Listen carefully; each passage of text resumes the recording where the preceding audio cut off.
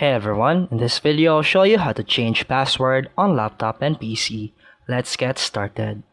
First, click the Start button at the bottom of your screen.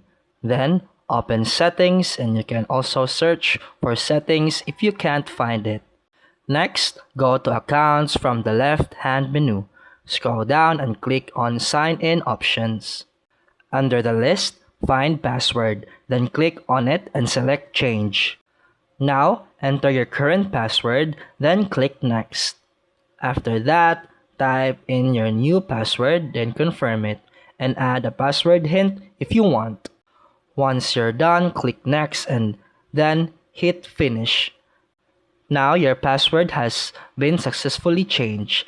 The next time you log in, you'll use your new password. And that's it for today's video. If you found this helpful, please like and subscribe for more videos.